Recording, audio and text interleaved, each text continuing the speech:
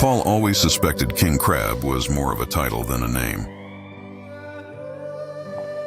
And he wants to be the first human to bend the claw.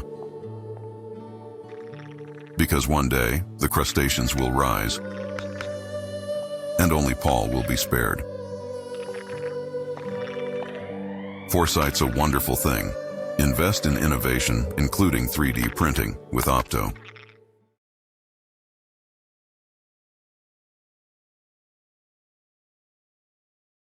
Welcome to the show, James. So, how are things? Very well, actually, Hayden. I'm really good. I'm actually over in lovely Cork at the moment in Ireland, in one of our headquarters out here. So yeah, had a really nice week so far. The sun is out. It's a lovely blue sky. So really, really good. Really doing well this week. Yeah, great. Yeah, we've got lovely weather here too. We're based in the UK in London by Liverpool Street, if you know it. So yeah, I mean, thanks again for coming on the show. Really pleased to have you on the show. And we'll get into Logitech, the business, the strategy looking ahead as well. But I just want to start, for particularly those listeners unfamiliar with what Logitech do and the products that you have available. Can you give us just a brief overview of the product suite to kick us off? Wow, that's a great question. And it's funny actually, because Logitech's probably, in my 35 years of working, Logitech's probably the most known company to everyone. To not know who Logitech is quite funny. In fact, I think this is the first company my mother has actually recognized that I work for, because she's got a very old mouse.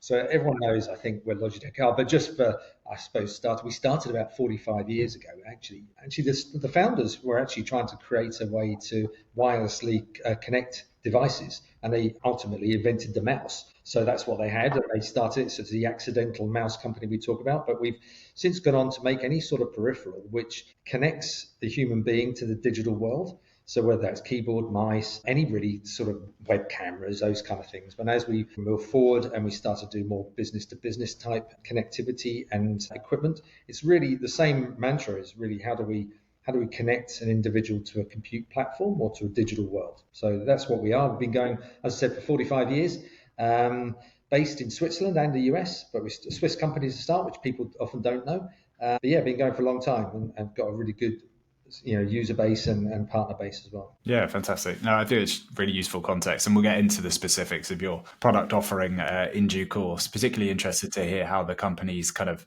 transitioned from a potentially a more B2C focused business to B2B, but we'll get into that in just a second. What we tend to do with all guests on the show is just get a bit of an understanding of their background. So if you could help us out with that, give us an idea of your previous experience. There's some notable names in there as well: AWS, Sumo Logic, Blue Jeans Network. How has that experience prior to Logitech informed your current approach? Yeah, well, lots. I mean, if you take every experience you have is building to what you're going to become in your professional life. And I started out leaving university and sort of bumped my way into the IT industry, really installing X25 terminals and doing all that kind of stuff. And then I was in the IT business as we started to do local area networking.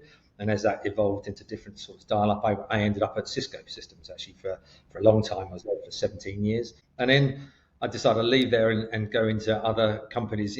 But really, I've always looked for the change in what was happening in the IT space. I was through the internet, really enjoyed that component, and then into software and software as a service. I ran WebEx, as you may know. Blue Jeans Network was another area, and then Sumo Logic was a real data analytics company, so that was an interesting aside. AWS, because I always wanted to work for an Amazon or a Microsoft or a Google, and AWS came up, and it's a great company.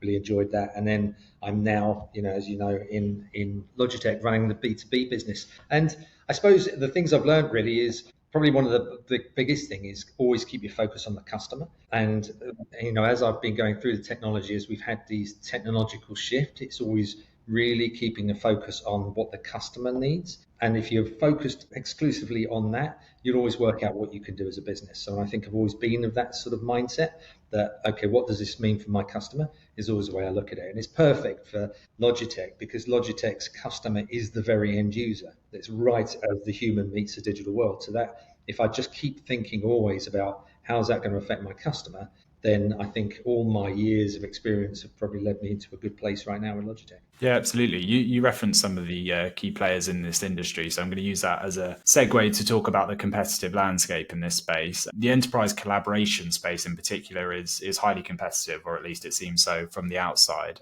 with companies like Microsoft, Cisco, you've already referenced them as well, Poly as well. They're all offering rival solutions in this space. So give us a sense of Logitech's biggest competitive advantages across both the B2C and B2B offerings. I think the thing for me that gets me, and I've been here 14, 15 months now, and I think the biggest thing for me is we're absolutely fixated on the customer, as I've just been talking about, and to have that relationship. And it's this, same as my joke about my mum. She's got a relationship with Logitech because she's got a very old sort of yellowy mouse that she's used for years. But it's that constant looking for what the customer needs next and how the customer evolves. And that's a very different approach than I've ever had before in my past. That's more about how do we design a product that hopefully there's a customer for. Logitech is very much how does a customer get the most out of technology, and what do we do to make that interface work as smoothly as possible? So there's very, very competitive space, the collaboration space, probably accelerated that level of competition during COVID when everyone was needing to collaborate remotely. So more and more innovation happens. At the time, you go back before COVID and you really had Blue Jeans, WebEx, and maybe a little bit of Zoom. And it was really at that space where everything just exploded. And we're on a platform today, which I haven't used before, but there are now lots and lots of platforms. But for me, that sort of side of it, whether it be Teams or Google Meet or WebEx or any of those other platforms, they're only really as good as the interface. So as long as you can see me and you can hear me, then actually the software in the background has really changed. So we're at the peripheral company, so that's all we're trying to do now. So the difference in competition between a Poly or an HP or whatever and a Cisco hardware compared to the software is very different. And actually the software companies who provide the software that do this type of communication are partners of ours, because we're trying to enable more and more people to use Zoom or Meet or Teams or any others that are out there. We're trying to make them use it in the best way possible. Clearly with the intention of everyone joining a digital meeting can be seen and heard accurately, and that's kind of our mantra. So it makes us slightly different from the others. I also think that we're unique in the fact that we touch the human being in so many different ways, which I don't think any of the others do. So if you like, we're a gaming company. We create peripherals for gamers. So actually when you go home and you want to, people aren't watching television so much with their families anymore. They're actually playing games. And we've got the Logitech G series and we've got steering wheels and simulation products which allow people to connect in a gaming environment. We have a music range of products with Ultimate Ears. So again, people are streaming their music to our Ultimate Ears brands, and then they're using our technology to communicate with their families. And then they're using similar technology, maybe slightly more professional style technology, to communicate at work. So I don't think there isn't any other company that has the portfolio of solutions that we do. Yeah, fantastic. I'm glad we touched on the breadth of the product portfolio. Let's dig into that now. I've picked out a few kind of key examples, but we can expand on those, of course. So the first one I picked out was your Rally series. It set a high bar, I think, for the enterprise video solutions market. What's next in terms of innovation, particularly in the video and audio technology space? Yeah, the Rally Bar did, and I think that was again connections, and it was more and more in the video world, and us noticing that people needed an easier way to communicate, and creating the Rally Bar. You should set a high bar, but it's actually called the Rally Bar.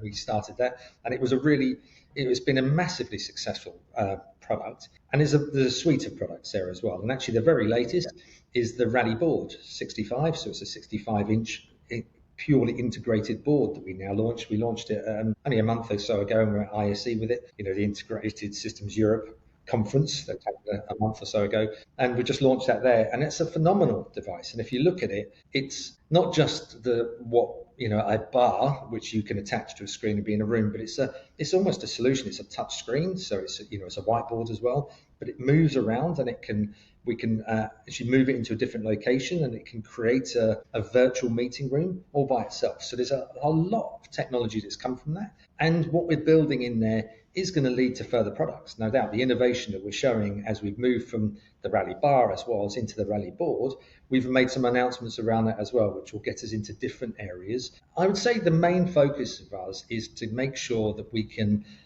digitally enable any space in the building. So if you're in a small huddle room or a massive meeting room, Logitech wants to be your partner to be able to activate that room, to allow people in that room to communicate with people who are not in that room, and to do that in the best way possible. So yeah, Rally was one set of products. Then the Rally board comes up. We've got a number of different items. I'm sitting here with in one of our demo rooms here.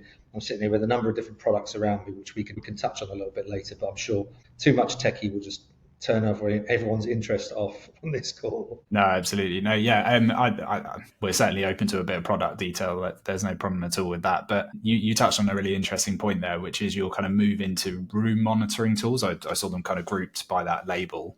You've got stuff like room booking, room usage data, meeting room management as well. Is that just a further extension of the strategy that you're kind of speaking to there? Give us a sense of how that kind of roadmap has evolved. Yeah, I think it's a good question, and this is down from, we could integrate this into the sort of hybrid work conversation and how people are using spaces and how and I think it's before COVID, people were used to hybrid working. That wasn't what happened. COVID stopped hybrid working and we all work from home.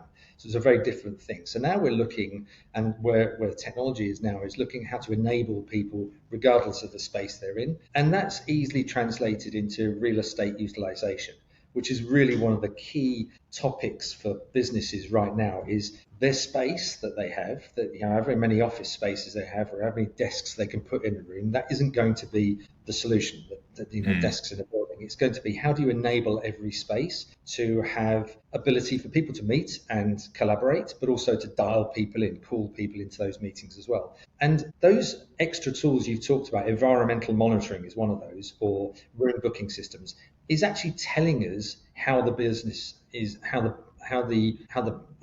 real estate is being utilized by the individuals who work there. So if I can tell how often the room is booked, but more importantly, how often the room is booked and then let go because they didn't show up to the meeting, or instead of an hour-long booking, they left after 15 minutes. If I can understand that in a better way, then I can make more use out of my space, which, as I said, real estate utilization is the key. Similarly, if I do some environmental monitoring and I know that one of my rooms is just basically a bit too cold and people choose not to go in there, it gives me an idea of why don't people go in there, what's going on, and I can look up much greater level of details, level of oxygen in a room which hasn't got any windows. Well, if someone's in there for a 2 or 3 hour meeting, they're going to be pretty tired, pretty exhausted. So we need to look at how we set out that room and how it's set up. And I think that extends right across the business, from breakout areas to small huddle rooms to interview one-to-one type rooms, right into the boardroom. And all we're doing all the time is looking for different ways we can utilize technology to enable those rooms going forward. And that's how I think the industry is changing. And that's probably the top conversation I have right now with customers, is about how they make the most use out of their infrastructure, which includes people's homes. Because I do think hybrid work is still extremely valid. I think we're hearing lots in the press about demanding people to go back to work 3 days a week or 5 days a week or 4 days a week. That's really missing the point. The point is, if someone's working from home, how do you enable them as much as possible to be as involved as possible into the daily activities? So we look at all of those aspects of real estate utilization and try to enable them for the business. Yeah. Okay. Yeah. Really interesting. I hadn't planned to ask this, but to what extent are you able to see the data? Is there any feedback coming from the applications and the hardware that you're putting out? Because I imagine if there was, you'd be getting access to some pretty useful data that you could then use to inform your further product development. Or is that not really a feedback? We don't tell you information that privileged or private information. But to have the feedback to the IT department or the real estate department to say that room's never used, for them to be able to look at it and go into that room and say, why is it never used? Because there's a brick wall behind the window, so no one can see anything, so it's a really miserable place to be. Okay, well, let's adapt let's turn that room into a storage room, and they are able to adapt based on monitoring. I think it's a really useful thing. And as I said, that's what we're really being asked for. If you've got a big space, how do you use it the most effective way? Is it better as a breakout room where people will go the old Californian beanbag, can of Coke and sit there talking in different huddles? Is that the right way to use it? Or is it as a formal boardroom, which probably is only used a couple of times a week? So that sort of monitoring, I think, is really important. Yeah, fantastic. Makes a lot of sense. Well, I imagine the company's focus is often split between hardware and software, or at least that's something that you will have had to think about maybe historically. And as the way I understand it as well, Logitech's product offering has been more hardware focused traditionally than it was software. But give us a sense of, firstly, whether that characterization is true, and secondly, how you're expanding specifically your software applications. I think we would keep the line, we're software-enabled hardware.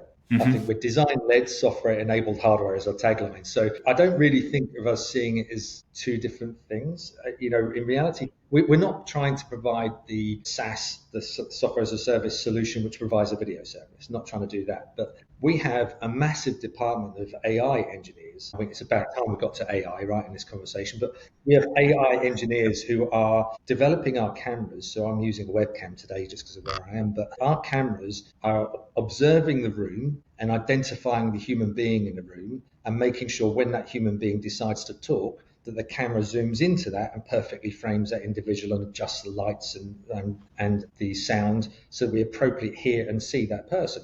That's software.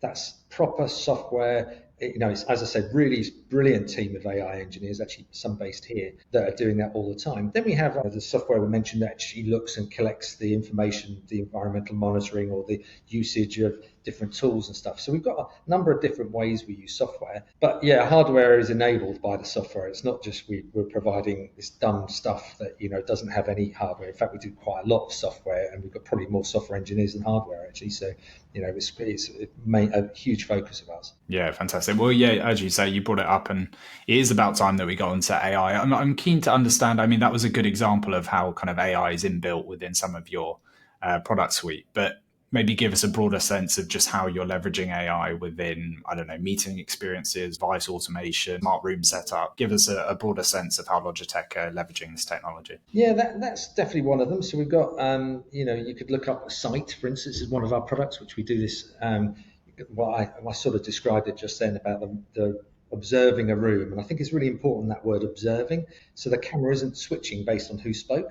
It's looking and trying to identify the shoulders and head of these individuals in a room. So, and then trying to zoom in on those people when they speak and bring them to the front of the meeting. So there's that kind of component. And then there's, of course, the sound component. There's a hell of a lot of sound cancellation that you need really good software to do. So we're constantly making sure, when you're seen in a meeting is really important, but when you're heard in a meeting is very important. So how do we use AI and software and technology to make sure that happens? It's another obviously key part of what we do. And then some real basic, really simple stuff like, if you take one of the Logitech mouses, mice, you can program a button on it.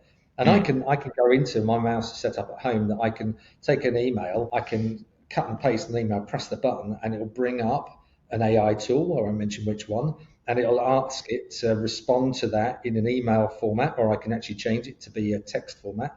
And I can just literally, by the click of one button on my mouse, I've completely integrated into an AI tool. And it's just programmable. It's just making it easy. So you don't have to go and open a new window, cut and paste, and you can just have a very simple interface that way. So again, all we're trying to do is make life a bit easier when you're trying to use technology. And that's, I suppose, the job of the peripheral is to make that connection a lot easier for the human being. And that's what we're focused on. Yeah, absolutely. Okay, well, I'm going to use this juncture to, I think, focus on a really kind of important point about Logitech's kind of business model. I suppose the business and the products that you offer are platform agnostic. We kind of touched on that a couple of times already. So, Logitech works across Microsoft Teams, Zoom, Google Meet, for example.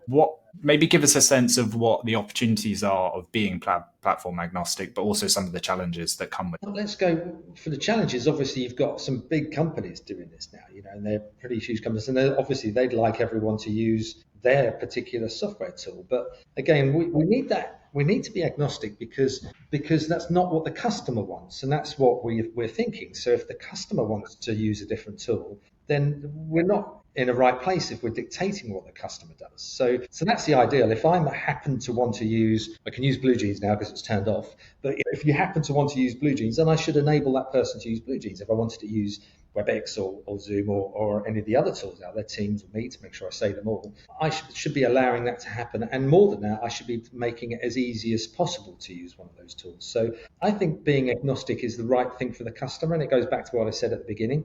I think being fixated on the customer is the right way to be. The difficulties are obviously that you're always going to have a bias from someone that's providing that software. They're always going to want you to use their software. So we have to be adaptable. It means we have to do more work, more integration work. But I think that's the right thing for us to focus on, because as I said, if we lose that focus, we lose what is inherently very Logitech, which is it's about the consumer, it's about the customer, and it's about the how we attach that customer to technology. Yeah, fantastic. Well, let's try and cover off some kind of key applications, I suppose, of this technology. I'm interested to understand the key industries that are using your technology. Give us a sense of whether you've got a lot of adoption in healthcare, finance, education. Give us a sense of where the application is used most. Yeah, this is the thing about Logitech, 45 years old, right? So it's used everywhere. It's massive. We have incredible growth at the moment in some verticals, which around education, really interestingly, have a big growth in education, public sector.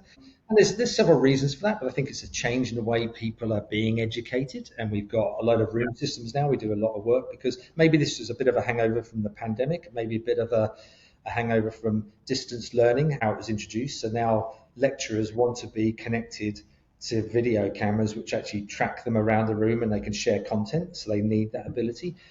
Educators want to use technology like iPads and other tablets to connect to their students, so we need to enable those tablets. We make technology around that, so that's absolutely massive for us at the moment. But then you have to go back to your question and say, well, who doesn't use a keyboard or a mouse or a webcam? Really, every industry uses it. Now, we have lots of different technologies around that. We have a number of different webcams, loads of different mice. We have a really, really nice set of ergonomic type products, which are for people who are working from home, who don't necessarily have the best chair and they don't have the best setup, but we want to make sure they've got the right ergonomic setup so their interface to the computer is right. So we have a huge range of products there. And and then across all businesses, more we use, obviously webcams, and the more people come back in and they're using more of these type of tools, we're selling all those products. And then, as I said, the environmental reasons and real estate utilization means that everything into a building we're now focused on. So really, it's any time a human being is interfaced into the digital world is where we're trying to make that connection work. So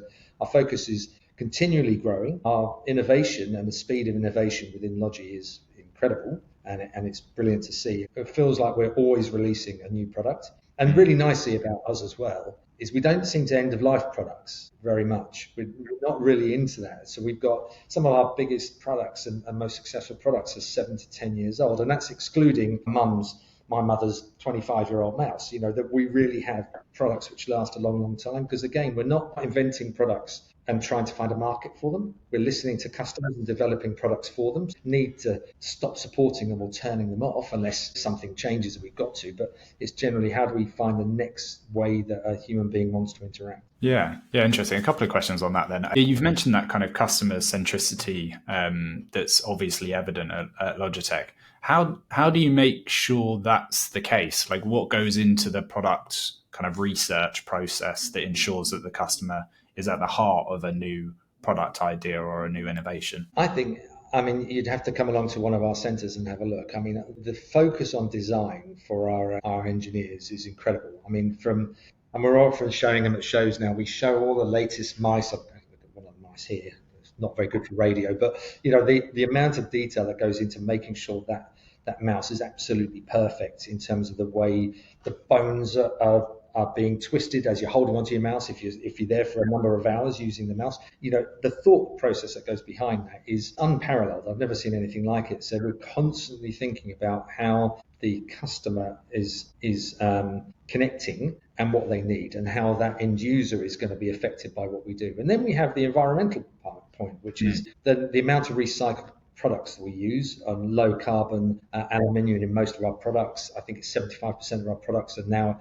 using post-consumer recycled plastics in our products. So we're constantly thinking about what's also really important for our customers. So not just how do we make those connections work better and how do we make them easier to use, but actually it's really important for our customers to see recycling and that part of our ethos really front and center, so they can look at how we're going about creating products and having products that last for a decade. And that's important to them. So not only how they use, but actually how they what they think about Logitech as a company. Yeah, absolutely. And I just want to revisit an earlier point you made, which was about the breadth of your customer base. I'd imagine from kind of an efficiencies point of view, you don't want to have to produce, 1,000 versions of one particular product type to suit all of the disparate types of clients that you do have. So how do you ensure kind of scalability for all of your different products to ensure that they do apply for businesses of all sizes? Yeah, that's a great question as well. I personally have 5 mice, maybe. And I know with the products we're looking at now, I can see myself having more in the future because they're just used for different things. So as I said, if you're an architect, you use a mouse for a very different thing. But if you're a traveling architect and now you're going to be in a coffee shop, you don't want to take the same mouse with you. And I'm the same. At home, I have my Master 3S and it's an absolutely perfect device for me. But when I travel, actually, I use a really awful looking bright yellow travel mouse. I can't even remember the name of it, but it's because I can find it in my briefcase and I can look in and find it quickly. And it's a great little tool. But so I generally use for what I need. And I think that's how, again, we're looking at it as a business. It's not just one use for everything. It's actually, how do our customers need? Do our customers need a mouse on the go? Do they need an ergonomic version? Do they need a gaming version? Look at our gaming mice, the speed and reaction time of a gaming mouse compared to what you're happy with you're just in your business world. They're very different products. So we constantly innovate. You look at the headsets that we have on the gaming side, amazing things. And even the keyboards and what we do on the gaming side of things, it's very different from our business side. So I don't think we have a limit to how many products we'll have in one category. I think it will decide based on the requirements of the customer. And if we need another one, then we'll create another one if we've got the demand there. Yeah. Okay. Fantastic. Well, one question on finances, and then we'll finish the interview by looking ahead to understand, what's next for Logitech. But finances first. Logitech recently reported, I think it was a 7% increase in Q3 sales. So that's taking the total to 1.34 billion, and it raised the full year outlook for fiscal year 2025 as well. Can you just give us a top level sense of the factors that drove that strong performance in the quarter? As the workplace evolves and as technology evolves, we play a massive role in that connection. And I think our market's just growing as people are changing the way they work. There's some fundamental shifts. As we said, hybrid working, real estate utilization, all those things are fundamental shifts in technology. And that is our job. That's what we do. As that shift continues and people change the way they work, we'll just keep expanding and keep connecting. And as these trends come in, and AI, which obviously followed the internet as a massively great change, a big change. AI is another big change. I think that's again, we'll just create products that allow people to connect to that and utilize that type of technology. So the growth is our growth is, I suppose, connected to the rate of change of IT in itself. So as more and more enablement is created within IT and IT services and software, the more likely we'll have more products to build in order to connect people to that compute. Yeah, absolutely. One interesting space or potential kind of area for further growth for Logitech, perhaps in the future, is the AR and VR for collaboration space. Some companies are already experimenting in this space as well. Does Logitech see a future in immersive workplace experiences? Yeah, we have with we've got with, I don't know if you've seen our product, the Ink product, which you can put a VR headset on and actually draw into space. So actually we're already creating products for that. So, because again, it's an interface, right? So I think virtual is going to expand and it's going to get better. I don't know if everyone's quite comfy yet putting such a big headset on, but they'll get smaller over time and they'll get more and more use. So I was put it on the other day and it's great now. You can see out there, but I can take my Logitech Ink pen and I can draw in the air. And you'll have seen some things on YouTube and stuff of people designing cars on them. And there's amazing things you can do with this. And I think and the accuracy of using that sort of pen in the virtual world is amazing. And when you've had a go of it, you just kind of think of more and more things you can do, from just artwork, literally drawing in space, or, design work, which I think is a real fundamental. So I see that really growing. I think big meeting rooms as well. I think that I can see that happening in the future. I can see us sitting around a table with a headset on, and some people actually being sat with us and others dialing in and being virtually sat. I can see that and envisage that now. And the technology is there to do it. It's now whether people are comfortable sitting, 4 of you are in a room with these big headsets on and 2 join virtually. Are we ready for that yet? Possibly not now, but I think we will be in the future. And I think it's a sensible thing to keep a lookout for. No product announcement, but certainly that's certainly something you see. It makes sense, doesn't it? It's sort of, they're thought now. We used to say it a decade ago. My CEO at Blue Jeans used to say, one day I'll be able to send an avatar to my meeting for me. Mm-hmm. And that sounded ridiculous at the time. Absolutely. What did he mean? What on earth do you mean? But I can send an AI bot to a meeting now. And if it's a regular meeting, like my forecast review, the AI tool will know exactly the questions I'm looking at for answers for. So it's very feasible that I could send versions of me into my regular meetings to collect the information I'm usually up to. So then you sort of see that changing, and that could easily be how a meeting becomes a virtual meeting and how people are coming in. And then you've got to decide, are we seeing the real person or are we seeing the virtual person, the AI-enabled person? Huge amounts of change, and it's very exciting. As I said to you at the beginning, I've been around in this industry for a long time, and I'm always really excited about the big changes. I said I love this change that we went through with the internet. I love what we're doing with AI right now, and I can't wait to see the next thing that's going to happen. Yeah, fantastic. Well, I think that's the perfect insight to end the interview on. I think it just leaves me to say thank you very much, James, for joining us on the show. It's been a real pleasure. Brilliant. Thank you, Aidan. Great to spend time with you.